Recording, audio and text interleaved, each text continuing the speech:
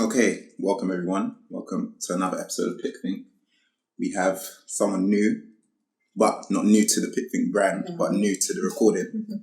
The artiste behind all the sketches, the illustrations, Sadiya Rabia. Taking a break from the artiste.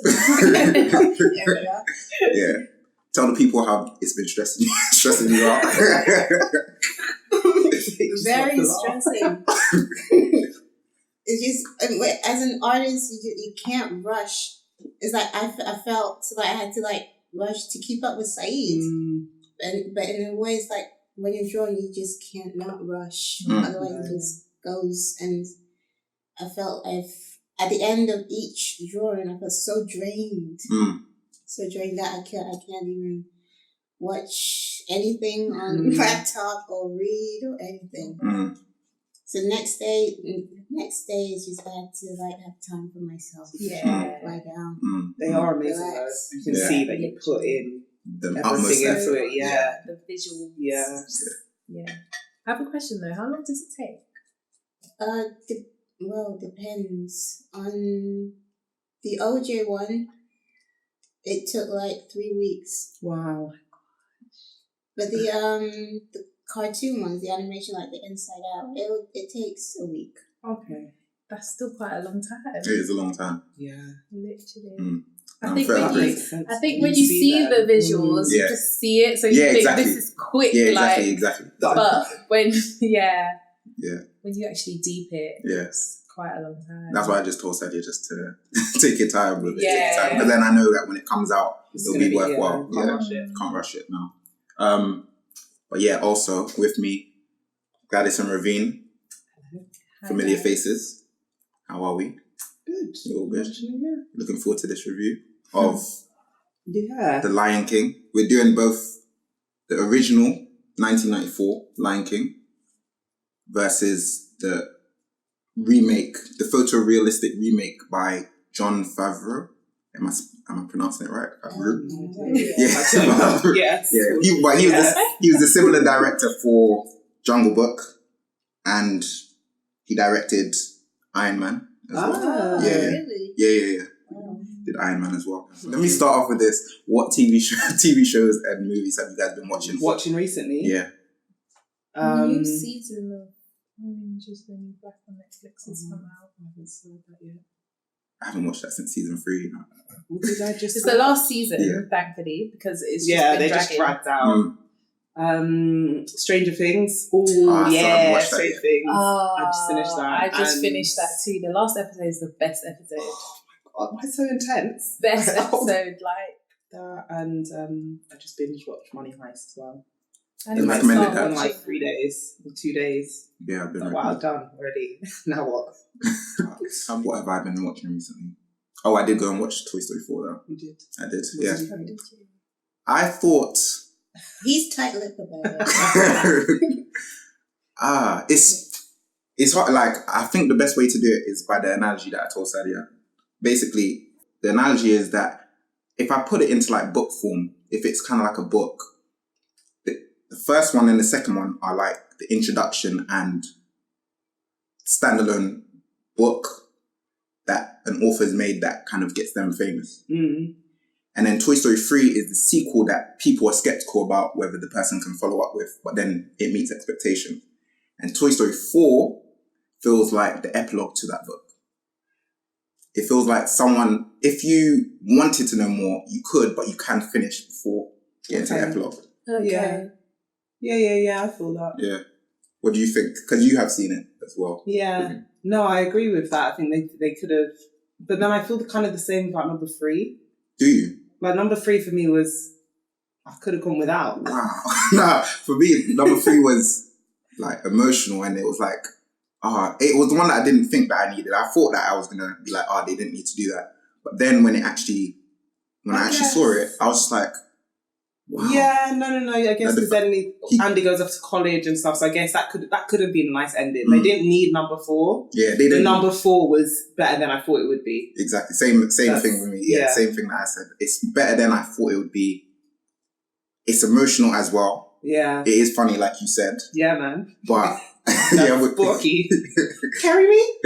Oh yeah, and also I said that I thought that the whole Toy Story arc was about going through changes. In each one, they're going through certain changes. The first one is Woody having to deal with a new toy coming and being replaced. The second one was about him kind of dealing with it's kind of like old age, like when you start to age and then you're not as good as you used to be. That's why his arm broke and stuff like that. And then he was trying to cling on to something that would last forever. That's why, do you remember when he was looking back at his old TV show and all that stuff, and he wanted to go to the museum? Oh, in the fourth one? In the second one. Oh, yeah. Then in the third, it was dealing with the change of Andy growing up and not playing with them and them having to move on. As well, them having to move on and Andy having to move on. And then the fourth was like, I told Sadiya this, it's like, I don't want to ruin it, but if it's about giving up your childhood in the third, it's about retirement of one of the characters in the fourth. You know what I'm talking about? Yeah. So, yeah, I'll leave it there. Yeah. But yeah, so the first question I did have for Disney's Lion King and the photorealistic remake was, if in the future you decide to have children, if or when you decide to have children, which Disney or Disney Pixar stories would you choose to raise them on, and why these stories? Oh, wow. Which Lion King? Oh, no. Disney and Disney Pixar. Which stories would you choose to raise your kids on? I know you understand the reason why I asked this, Sadiya. Yeah. Because I was raised on the Lion King. I just used to watch it all the time. So it's a family movie. It is a family movie. That's why we went to even watch it together. Yeah. Lion King is just a given. Yeah. You're gonna watch it. You're gonna like it. And you're gonna watch it over and over and over again. You're gonna know every song. Yeah. Inside Out. Yeah, that's one thing. That's on my list as well. Probably more for me. Yeah. No. Definitely. I would raise my kids on the Jungle Book. Would you? Yeah. I didn't even know you like Jungle Book like that. No, I don't like it like that, but I would raise them on Jungle Book. Why would you raise them on Jungle Book? Well, it would teach them about lost and finding your way home. It's like when you lost something inside you, or you lost your identity or something. It teaches. Okay. Okay. Yeah. Up. I really like Up. I don't know why. I feel like it's overrated. The beginning of the story. I feel like Up is overrated. Oh my god. People said, the beginning of the story is going to make you cry. And then I was like, no, it didn't. It's so easy. No, I think because I watched it before, I didn't realise there was such a hype about. Oh my god, there was a hype. Yeah, I watched it quite late as well, and I remember I was watching it in my kitchen at home, and I was like, okay, I'm just gonna watch this because it was like on the list of things to watch. And I was sitting there, and I was so cut up. My mum was looking at me. I'm like, what? And I had to go into my room because it got too loud, and I was like, no, it's too much. Do you not find it getting emotional? No, I was actually staying face. I was actually, okay, I understood why people cried. But it was like, it didn't touch me like that. I was like... Oh my gosh. Nah, I enjoyed that. Yeah, Up is up there. Quite good. Okay. I'll watch it again. So we got... And you will cry this time. So we got Lion King, Inside Out, Up. Jungle Book. Have you guys watched Mowgli? I haven't watched it. I did. That was really good. Oh my god! But like scary too. When I was watching, I was like, another Jungle Book movie. Yeah, but it's different. It's different. It's different. Yeah, but it's. Oh my god! This one is like not for young kids. No, not at all. Like when the monkeys get him, I was like, what is going on? Is that the one? And it's more bloody. Yeah, very. Is it? Yeah. I also quite like Frozen. Not gonna lie. No, because I love the way she said not gonna lie. So bad. No, it's forbidden. The moral of the story, like literally, I kind of felt like first time I watched it with my niece and my sisters, and we was all so emotional. And but the story about it is like, you know, that whole sisterhood, sort of siblinghood. Even though the parents gave like the daughter the wrong advice to like stay in and keep her powers to herself and stuff, it's just like, okay, parents might not always give you the right advice, but between like siblings and sisters, you always like find a way. So I think like if you're planning to have more than one child, that would be a good like film to raise them up on. About, like, I just love that the ending wasn't a cliche. The whole thing wasn't. It wasn't just man orientated. Exactly. But I like that was different, but I just don't get how it blew up so much. Yeah, like, that's what it is. They re-released it with single. I'm like, what is it about Frozen that they just... I guess they needed something like that, because there's always been like a film that blows up or something. Yeah. And for quite a while, there wasn't really anything. Frozen has taken over. The last thing I can remember is like High School Musical. Oh, yeah. God. Oh, yeah. And that was way back. Like 10 years ago. No, more than funny. I like Olaf. You know when his head's up like that. My whole world is upside down. Oh, he's funny. I could actually watch it just then. Okay. I understand that actually. Yeah, and as you said, it wasn't a cliche ending. Yeah, it's different. I do like it. To be honest, I did rate it. I think it is the blowing up. It was just too much, and I always hear when I was at work, because when I used to do entertainment crew. That song got on my nerve. Let It Go. It's everywhere. And the way the university students were singing with passion, I couldn't believe it. I was thinking, university? Yeah, because I was working at uni, entertainment crew, and then it was like a cheesy night kind of thing. Oh God, what and then Frozen is like either the penultimate or ultimate song in the club. In the club. That's why everyone's it's cheesy singing night. with their chest. Singing with their chest. No, absolutely. No. But for me, the list was Lion King, Toy Story, Monsters Inc. Oh, yeah. Inside Out, and Coco. What's Coco? Yeah, Coco. I haven't seen You haven't seen Coco? Never heard of it. Sadiya, do you know the story off my head? Because right now I'm kind of drawing a blank. Disney or Pixar? Well, Pixar. I'm not familiar with the Mexican thing, but it's like the Day of the Dead, where they celebrate their loved one that has passed. Basically, there's the celebration of the Day of the Dead is where the people will have like a photo or something, and they'll have like not a shrine, but like a shrine dedicated to their lost ones, their family members, and so on and so forth. And it's kind of like to have their picture up brings them back to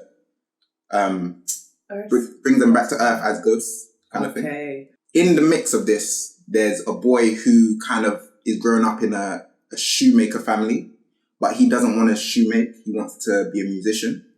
And then he kind of goes into the Day of the Dead thinking that he's going to find his father or something like that. Something like that. Okay. Or no, he doesn't go in, actually goes in there by mistake. His great-grandfather or something like that. Yeah, I can't remember the plot so well, but I just remember that it's... The family hated music. Yeah. Because the great-grandfather left the great-grandmother and never came back. It's like abandonment. That's the one, yeah. He chased his dreams. Apparently, Okay, so there's some good themes in it. Yeah. Do you know what's another one, actually? Like Mulan or something for a girl, to have a girl. Yeah. Even if I have a boy. Yeah. But for the girl, she's you can do what you like. Don't let it tell you nothing. You be a warrior if you want to be. Yeah. Okay, maybe that's why a lot of girls, I've noticed a lot of girls say, oh, Mulan's there. Yeah. I've never watched it. Forget what everyone else. I can't remember it. I don't know Inside Out. Like, I haven't watched it that many times, but when I have, I'm always like, yes. Because she has to pretend to be a boy, to be a warrior, because she's like the best one.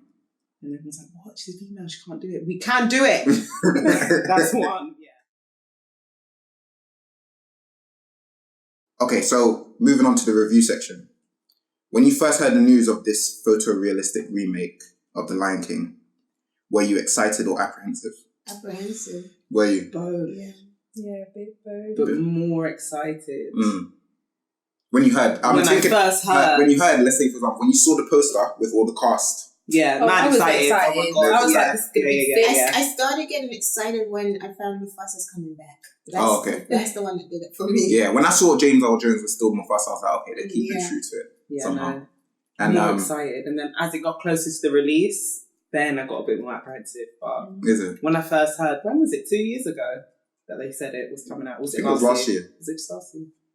Last year when they released the poster. Because it was just the visuals and then the cast, and I was like, and then they released that little the opening to the film. When they released the opening to the film, that's when I got goosebumps. I was like, okay, this looks good.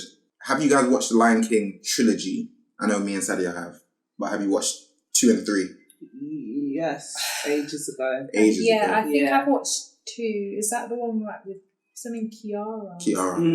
Yeah, I've watched that one ages ago, but I haven't watched the third one. Is the third one more Timon and Pumbaa? Yeah, it's just their origin story around in the background of before Simba was born. Yeah, time ago I did watch them. Yeah, and then it went into Simba's life, and then and then how they met each other and all that stuff, all the background stuff, and also like you start to see the teenage years of Simba as well in that one. I was gonna say, did you feel as though that was worth continuing the story, if you can remember even a little bit about it? If not, then the second one probably like it could do with that. The way you're describing the third one, I don't remember it that much, but like the background and stuff, that probably you could watch it. But the second one with it's Nala and Simba's kid, isn't it? Yeah. I feel like they didn't really need because the way Lion King the first one ended, it's kind of like you feeling there were no leads like that you could say, oh, I want to know more about this. It was like you had your closure. You didn't think so? I felt like when they they held her up. When they held her up at the end, I was like, oh yeah, something else. Like, oh, they got their own child. It's all happened here. Yeah, that's how I felt. So then that's why I felt like it was not necessary, but it was. I appreciated it. Yeah, I appreciated it. But apparently, it's not rated. It's not rated as highly as the first one. Of course not. But basically, in his breakdown of the Lion King's opening scene with Vanity Fair, it's on YouTube. The director Jon Favreau recognized that the task was daunting because, quote, so many people had such a connection to the original film. It was different from the Jungle Book because people know the Jungle Book, but people don't know the Jungle Book like they know the Lion King. There's a whole generation that grew up watching Lion King on a loop. Did Jon Favreau manage to do our generation justice with the remake, or does it come across as a disservice or a cash grab? What, do you want me to repeat? No. Okay, wait. Oh, you thought that it was like a... For me, it was so trash. Like, I didn't like it at all. Like, I was sitting in the cinema and I was like, I'm wasting my time. I felt like my time... I very rarely feel like my time is wasted, you know? But I was like, really? Like, at one point I wanted to walk out because I was like, I need to get home and go to sleep. But I thought, no, like, I need to continue watching it. You didn't like it at all? At all? No.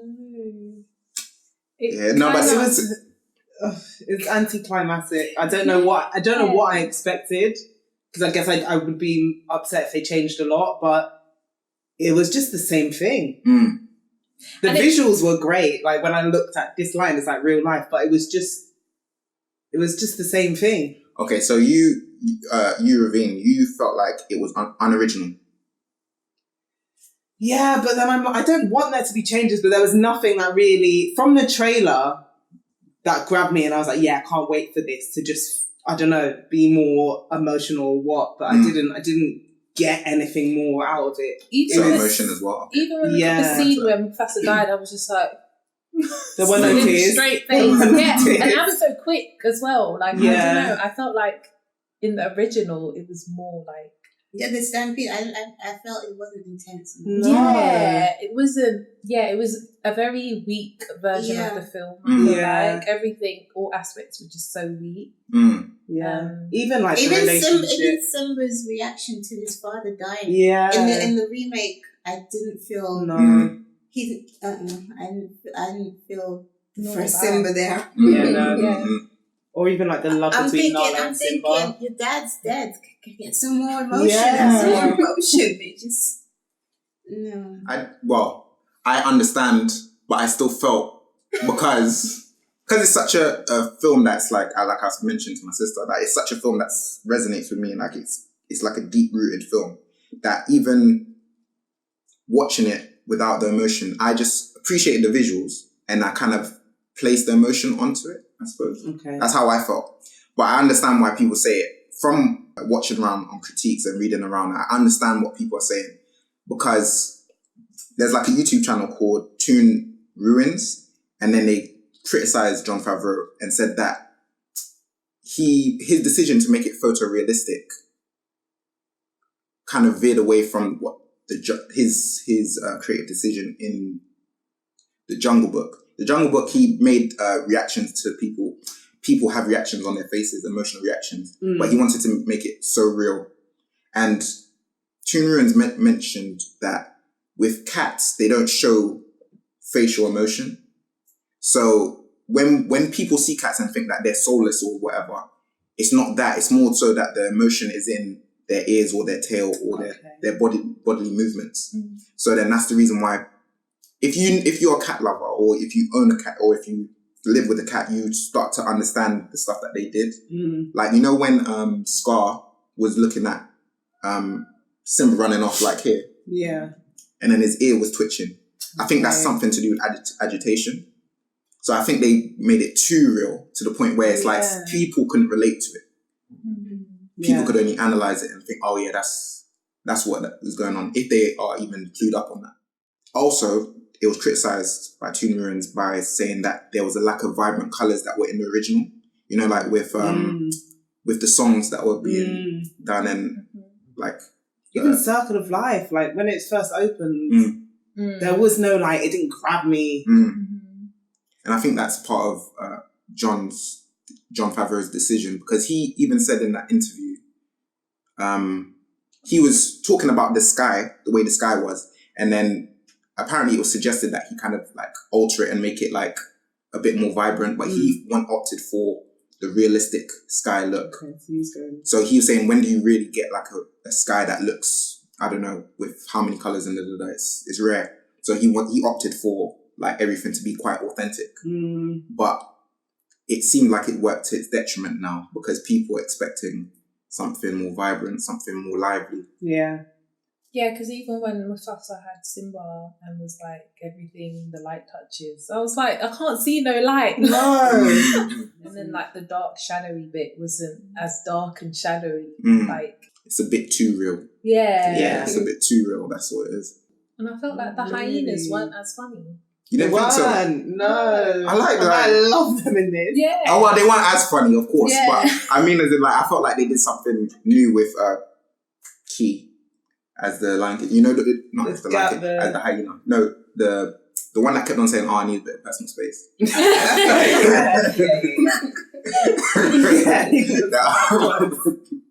No, I felt like he was quite funny. But I do understand what you mean, because Whoopi Goldberg just like... she's Whoopi. Yeah, and Ed, they didn't have Ed. Ed is rare. He's the dumb one, isn't he? The dumb one, yeah. They didn't have Ed in it. So then that's why it didn't have that. I think, mainly it was Key that was funny. Shenzi was like the matriarch. She was too serious. She was. So if anything, what would you say resonates most with you in the original film? And what would you say resonated in the remake, if anything? The original's just all of it. Just all of it. That's how I feel, all of it. But the beginning, the opening especially, just the song, all the animals coming together, the colour, everything, this whole circle of life is... Is there anything that you appreciated in the remake? The remake. Well, I do appreciate something in the remake. Not as like affection, but respect. Like they didn't make the animals dance. Otherwise, it would be animal abuse. So real. I wanted to see Timon's hula dance. Oh yeah. I was hoping they put it back. When I was watching, I was glad. Okay, it makes sense that they didn't put it. Because we don't see real animals dancing hula. Exactly. Yeah. No. The visuals, even though the visuals, were its sort of downfall, they were good. That was the good part. of the film. Like, just when they first held Simba up when he was a baby, I was just like, wow, it's so real. Well, there was something when Mufasa was gonna. It was so funny when after they went to the elephant graveyard, and then he tells Zazie to take Nala home. And Simba's face, because he knows about to get real. Yeah. He goes, like, I don't leave, I'm about to get beat. So, that was the best part for me. Yeah. I feel like the remake did make me think. I don't know. I felt like Scar was quite good in the remake. Scar was really And it made me think it would be nice to have a background on his story. Yeah. Like, Didn't you think that they been beefing? Oh. Yeah, when did the beef start? Like, what happened? Like, do you get what I mean? They kind of hint at it though. They kind of hint at it. Scar was good. Yeah. I thought he was really good. I thought he was perfect. I was skeptical about him, but then he ended up being the best performer to me. Yeah, no. And I felt like in the remake, it actually embodied Scar a bit more in the remake. Like, he was literally just like miserable. I liked it and actually in the yeah. remake. I think the relationship, the Timon and Pumbaa, the comedy between them was good. Yeah. In the remake. That was good as well. Yeah. I thought they were quite funny as well. Yeah. Especially when go on. when they're singing and then Simba starts harmonizing. What's he saying? He said, now he's riffing. Yeah. I surprisingly, I don't know why I found it funny though, but when Timon agreed in the remake, when Timon agreed that okay, we will keep the lion, and then Pumbaa was happy and said, we're gonna name him Fred. I was thinking, whoa, that is so random. So random. So random. Yeah, they were funny. But yeah, like what you were mentioning about Scar, I felt as though they hinted at the backstory being Scar challenged Mufasa and lost. Scar says as a reply to Mufasa, is that a challenge? He says, I wouldn't dream of challenging you again. Yeah. And then it made it seem as though that's where he got his scar from. Yeah. So then I was thinking, okay. Yeah. And it made it seem, I appreciate the love story between Scar and Sarabi as well. Oh, yes. Yeah. When he wanted her as his queen. Oh, yeah. Like, as in, he wanted her as his queen. I think... And he said something about how, like, he was the first choice, but then she chose Mufasa. Yeah. He said, she said, oh, yeah, so this was when he was eating the antelope, when he became king. Scar says, I've simply perfected the kill with the help of my army, don't you see? There's nobody to challenge me. We can finally take whatever we want. Long ago, you chose Mufasa over me, but now there's a new king, so stop being so selfish. So, it kind of hints at there being a story about Mufasa being a certain type of king and kind of like Scar being a certain type of king, like a selfish one, and Mufasa being the wise one that knows the balance of everything. And Mufasa won over Scar and kind of keeps Scar in check. I know for sure when you have a pride and there's a new lion coming in, the one lion in the pride has to go against the new lion. Okay. And if the old lion loses, the new lion has to take over the pride. Oh, imagine. Yeah. Brand new. I think maybe that's where Scar got his scar. Yeah. So maybe that's the two brothers had to two brothers had to challenge each other. Yeah, each other. Okay, so Carl Jung's definition of archetypes, as quoted by Joseph Campbell in The Hero with 1,000 Faces, forms or images of a collective nature which occur practically all over the earth as constituents of myths and at the same time as autochthonous, which means indigenous, individual product of collective unconscious origin. In a nutshell, that basically means kind of like ideas or characteristics that are kind of prominent in a certain character in a story or narrative. So there's 12 examples of Jungian archetypes. There's the self, the persona, the shadow, the anima, the animus, the father, the mother, the old wise person, the eternal boy, the trickster, the innocent child, the hero, the maiden. There's much more, but this is what I'm shortening it down to. and there's definitions of them. But from just hearing each and every one of them, I'll mention certain characters and then try and tell me which ones you think are which, if that makes sense. So let's say the characters: Simba, Mufasa, Nala, Sarabi, Zazu, Scar, Shenzi and co, Timon and Pumbaa, and Rafiki. Okay. From without hearing the definitions of each one of those archetypes, which one would you match with which, if you can? The father. As an obvious one. That's the obvious one. And Mufasa. the old person. You said Yeah. old person. Yeah, there's Rafiki? the old. Yes, exactly. Yeah. The old wise person, sage or senex. The definition of the old wise person is the innate spiritual aspect of the psyche, with the main concern for knowledge, wisdom, and perhaps a gift of foresight. This archetype appears and acts as a teacher, mentor, advisor for the hero on their journey, and encourages self-reflection or introspection. So, and the father is the authoritative, stern, powerful figure. So that's Mufasa. And the mother's in there. I would put Timon and Pumbaa because they sort of raised Simba. Yeah. Nurturing, True. loving, comforting. Very Okay. much, yeah. I guess Simba's kind of the hero. Yeah. Because he comes back. I feel like he would fall into more than one.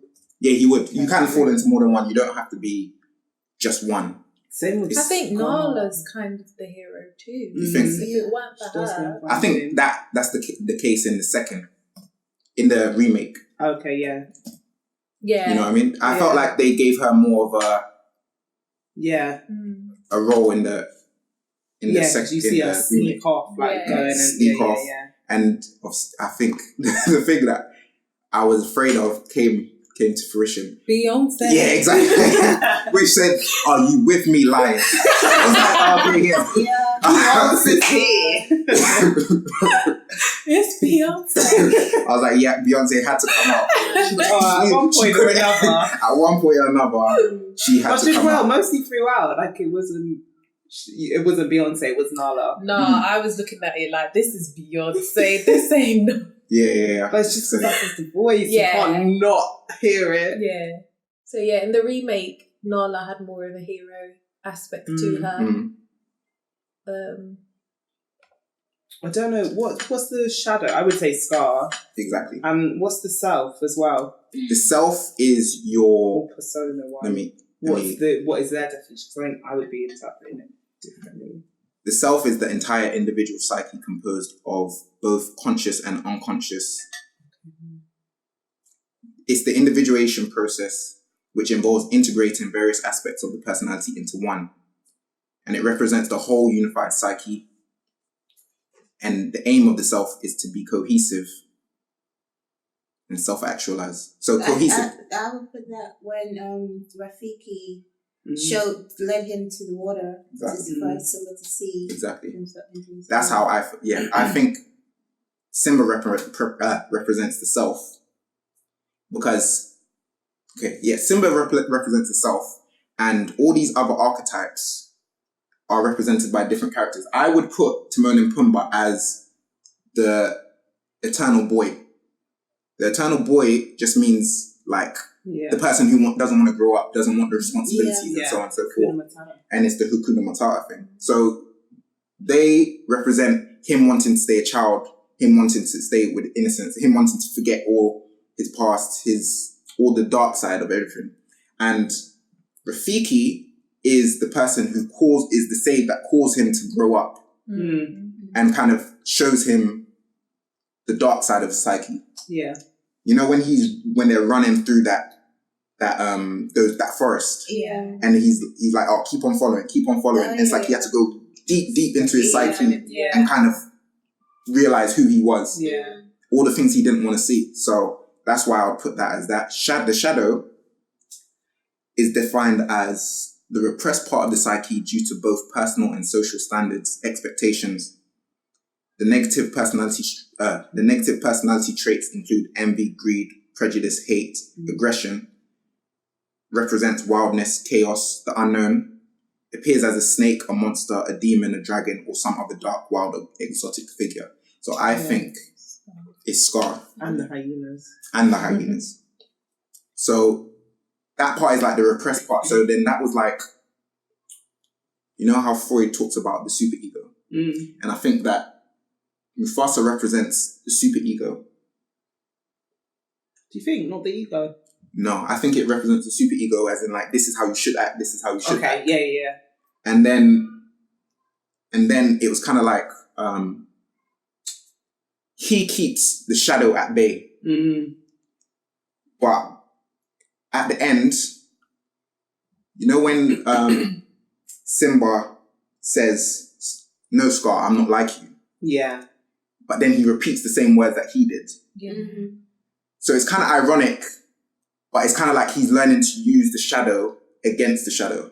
Yeah. The ways of the shadow against the shadow. So I thought that, okay, so that's why I think that Simba is the self, because he's trying to integrate all these parts, the eternal boy, the shadow, the superego, which is the father, the lessons from the old wise person, the eternal boy. Oh yeah, even the eternal boy doesn't leave him. They come along with him to Pride Rock. He doesn't just get rid of his childhood. They come with him and then they learn to adapt in that sense. And what else is there? The trickster. I would say that that's Scar as well.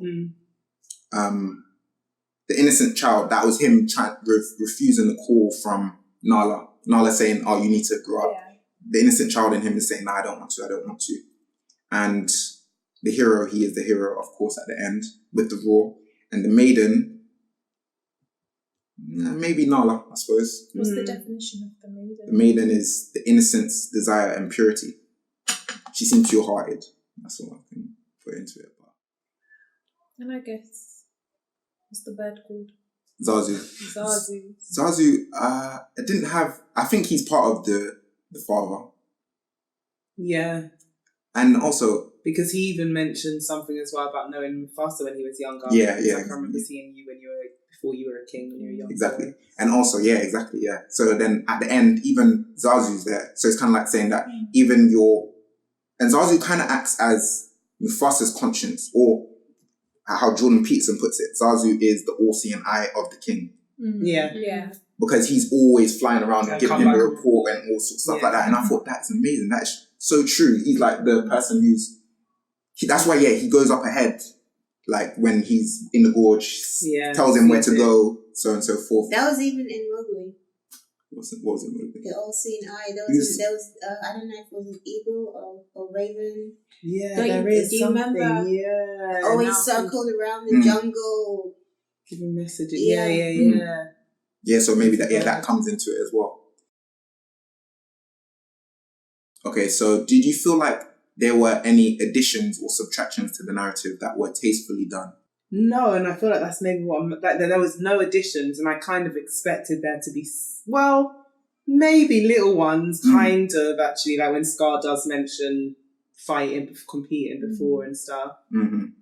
Okay, I'm going to give you examples that I kind of noted down. There was the rivalry between Shenzi and Mufasa, so then the fact that they were level-headed.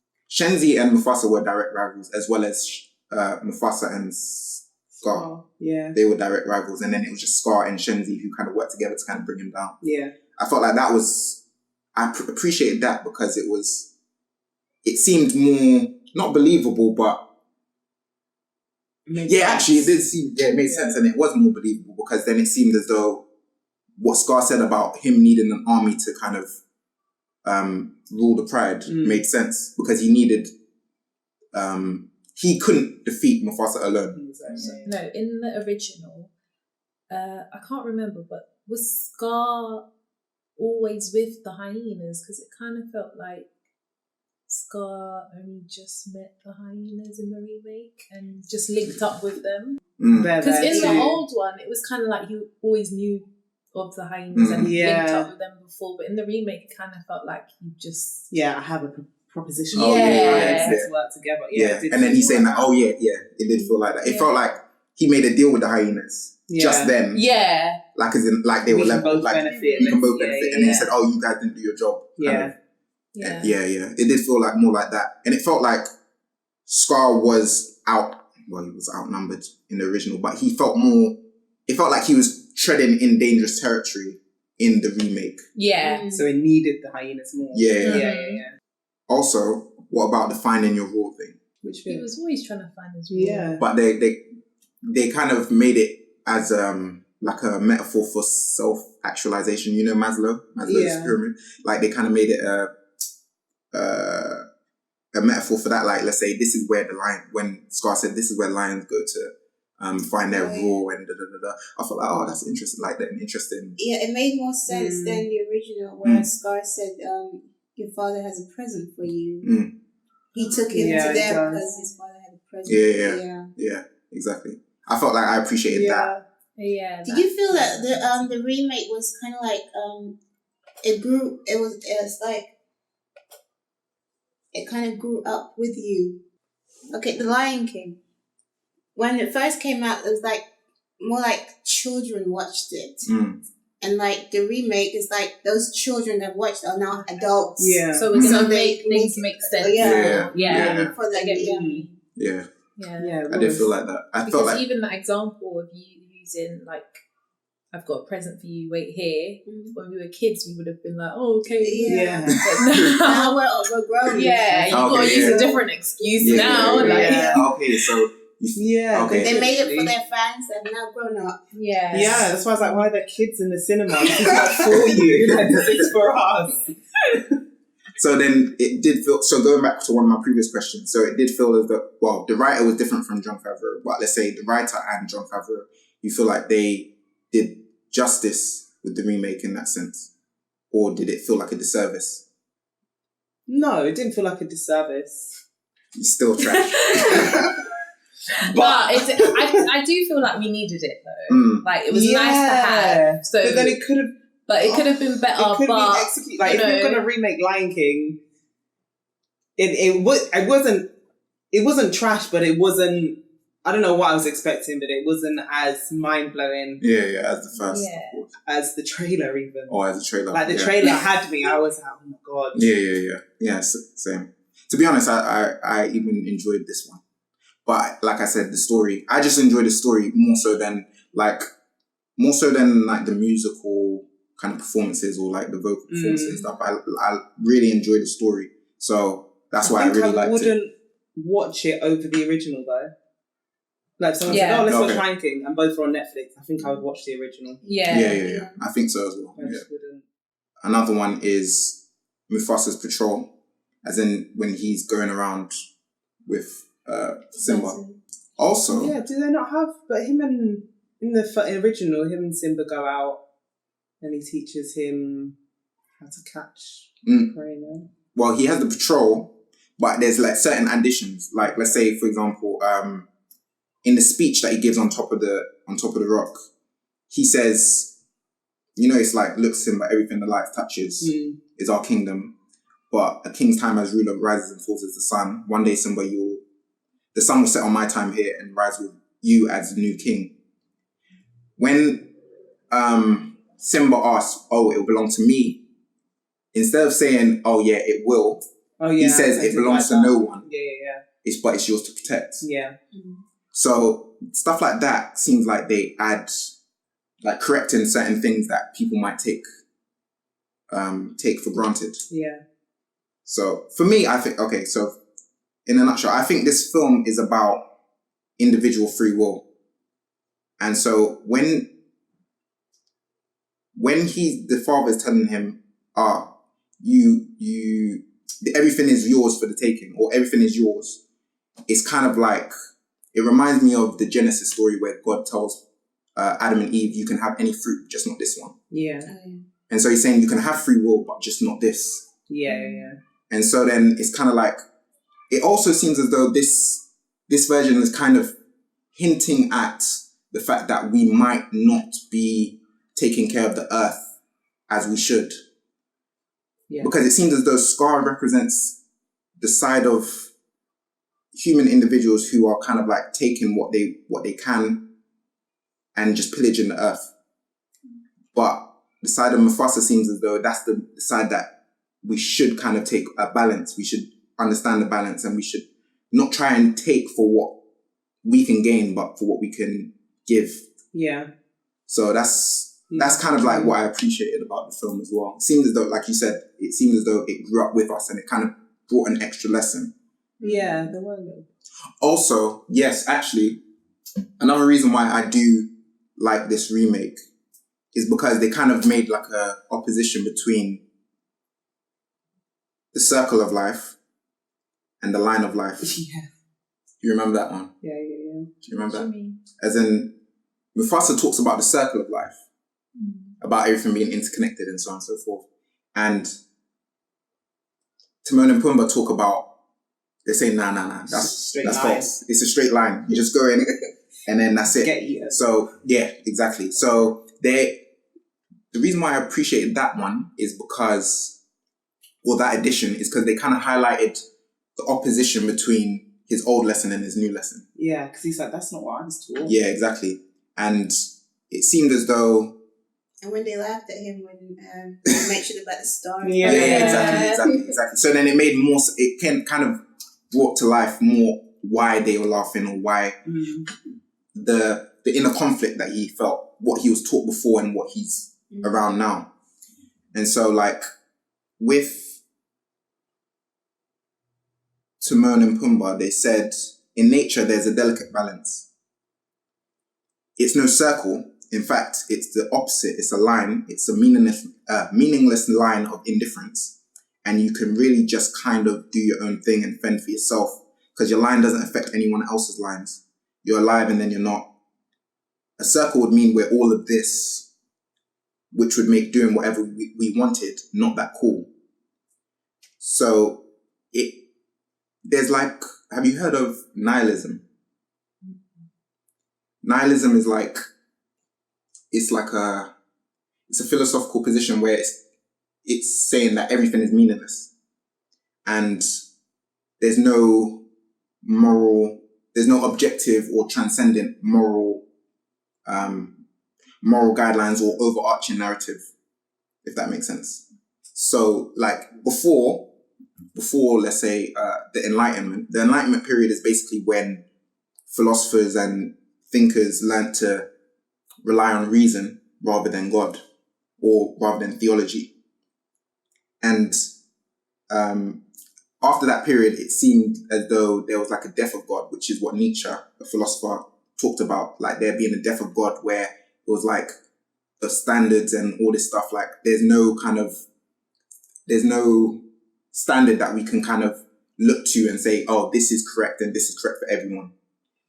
And I felt as though Mufasa's death kind of symbolizes that in a sense. And then, so then it's kind of like Simba moves into nihilism, into the place where people just don't have they just don't want to do anything and they're apathetic and all sorts and stuff like that. Even if you remember in the film, they ask him what he wants to do and he's not motivated to do anything. Yeah. He said, I don't want to do anything. And so that's kind of like how things are with nihilists now. They say that, there's no point doing anything because there's no God to judge you at the end. There's no need for responsibility. There's no need for hassling yourself because we're just going to die in the end. Yeah. And it doesn't matter. It doesn't matter what you do. You might as well just get as much pleasure as you can. So I felt as though them highlighting that seemed as though they were highlighting that kind of tension between moral realists and those who are nihilists, those who believe that life is meaningless. Okay, so let me ask you this. What parallels can you draw from the films and real life? If you can, anyway. That idealization that you have toward like your parents or whatever, when you're like mad young. Yeah, Simba was always wanting to go out with his dad, and he pretty much idolized Mufasa. Yeah. And that tends to happen in real life for some people, I guess. Yeah. And wanting to be like him, he was so small and he wanted to get his roar right. He wanted to, he couldn't wait to be king. And it's that, also that, like, when you want to be older when you're so young. Yeah.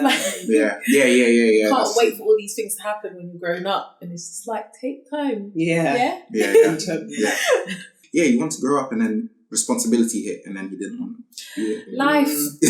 That's what life is. Yeah. But you You can't do anything when you're young, though. That's the thing. It's true. Like when he was like, "Oh, can I come?" No, and it's like, "Oh, you can't do nothing." Even in the remake, when you get older, you're like, I just want to do nothing. Yeah. I don't want to do anything. The remake, when they were like, go and play with the cubs, and he was looking at them. Cubs. My baby. Like what you were just explaining with the nihilism and stuff, I think the two perceptions of life, whether it's a circle or a line, comes with status kind of where they are, because for Simba and Mufasa, you're kings. You have to have that elite sort of perception that there's more, we're doing this for a greater good. Oh, yeah. When you're lower down in society, you can see from Timon and Simba's point of view, they are just the prey. So for them, life is a straight line. They don't have that power to then control the circle of life. For them, it is, and that is how it is for us. Like the poorer people, you don't. What we do really doesn't make a difference. Sad as it is, and life is. We get caught in the system, so there is no point sometimes trying to do better because the system will not let you, and that's kind of like the straight line. But if you're rich or you're of a high position where you've got that power, you see it as I can make these changes. There's more. I don't know. I don't know if I'm explaining it the way I'm thinking it in my head. I get it. But I think that's in real life. You have those two perceptions when those who aren't as fortunate, you sort of just Hakuna Matata is what it. You just do whatever you can. Whereas when you are of more authority sort of position, you do have a higher sort of, I don't know, different perception.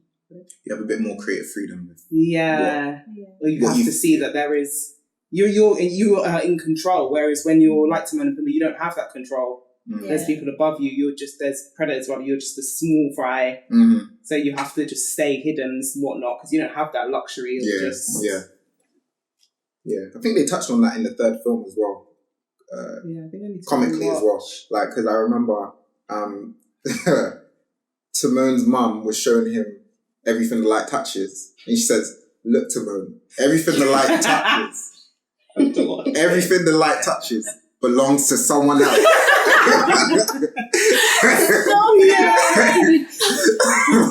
So it's I need to rewatch that. No, I need to watch that. The one I would pick is with Rafiki, where it's like when you feel like there's no one on your side, there's always someone there for you. Who will guide you, who will give you advice. Yes. You just have to ask or find that person. Yeah. I feel Rafiki was that person. Yeah. I feel like Mufasa talked to Rafiki at some point, saying, "When I'm not there, please watch him for me." You know, And I like the way Rafiki is like really spiritual as well, because it shows that, like you said, someone's always there, but it doesn't always have to be someone. It could be like some sort of spirit that's always there and stuff like that. So it's like, he was like a godfather. Yeah. He was like a godfather, definitely. Yeah, he was a godfather. He blessed them at the beginning. He was. I like Rafiki. Yeah, I like Rafiki as well. Even at the end, before his war, Rafiki was there to show him it's time. That guidance. Yeah, he's the guide. Yeah, the mentor. To finish, I was talking about the archetypes of Simba being the self and being the individual with sovereign free will and stuff like that. And he represents what each person is. Abraham Maslow would say that the whole film is about self-actualization. And Carl Jung would say that it's about individuation. So self-actualization is being the best that you can be. And individualization is just basically making yourself an individual, setting yourself apart.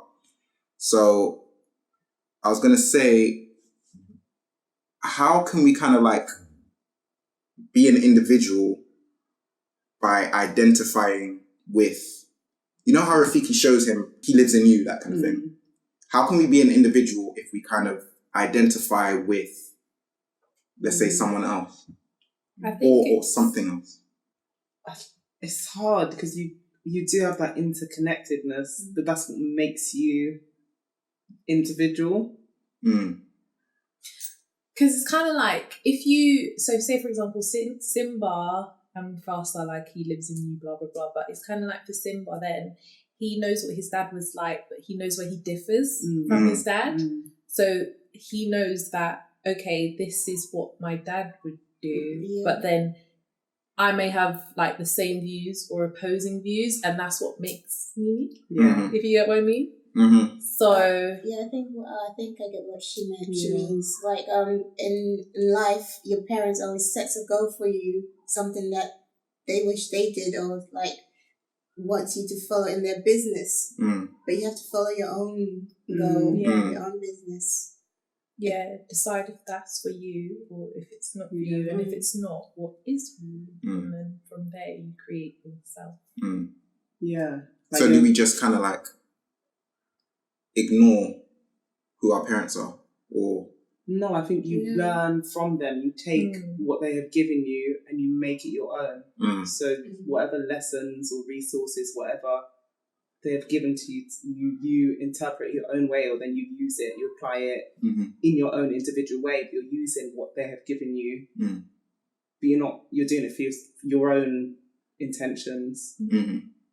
But yeah, no, the reason why I asked that question about how do we identify with someone else or something else and remain ourselves is because, like, you know the song Beyonce's Spirit.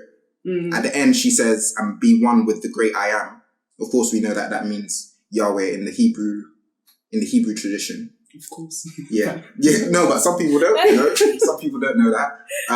So she meant it like that. So then she meant as though you have to be one with God to be yourself. And also, in the second film, it begins with the song "He Lives in You." Do you remember that song? Yeah. That one. So then it kind of feels as though, he's like in everything, omnipresent, that kind of thing. But there was a song called "We Are One" where it seemed as though there was like a conflict between Simba, who's saying that, no, Kiara, you need to become queen, and then Kiara kind of responds thinking that, like, I can't really be myself. I don't feel like I'm being myself if I have to be part of one plan. And that's how certain people feel, like, I don't want to be part of God's plan. Yeah. Because then I can't be myself. So do you kind of have like anything that you could kind of say to kind of reconcile that? To kind of be like, oh yeah, you can be one with God, but you can be yourself at the same time. I think for me, that's like, you can have your relationship with God and not follow religion. Religion will keep you in a box and not allow you to be yourself. But you can be yourself and have your relationship with God without following a specific religion. And that will allow you to be yourself and be with God. You don't have to follow the norms of what an old ancient book, scripture, has told you. Gladys, do you have any? That makes sense. You have a similar outlook, or? Yeah, I didn't think about that, but I don't know. Sadiya, no. Straight like no. I don't have anything to say. Don't know about that. What about you? I'm not sure if I can express it so much today. Yeah. Today I'm feeling a bit. I think it's a whole nother debate. Yeah, it's a whole nother debate, and I want to kind of finish quick.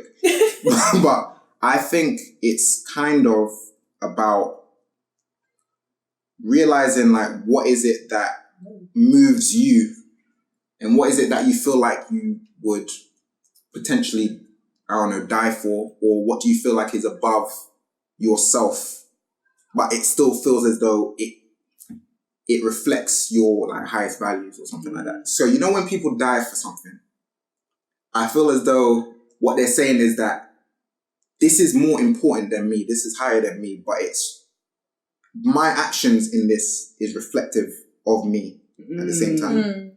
So, yeah, like, let's say people that do the civil rights movement and so on and so forth, they want to live their life, they have a family and whatever, but they have to sacrifice so much because they feel as though there's something higher, something more important than what it is that more important than them staying in their comfort zone. Basically looking into that deep place, that quiet place, and finding out what kind of inspires you, what kind of gives you life, what makes you feel as though this gives me life, but I would even die for it. If that makes sense. Mm. So, yeah, I don't know if that makes sense, yeah.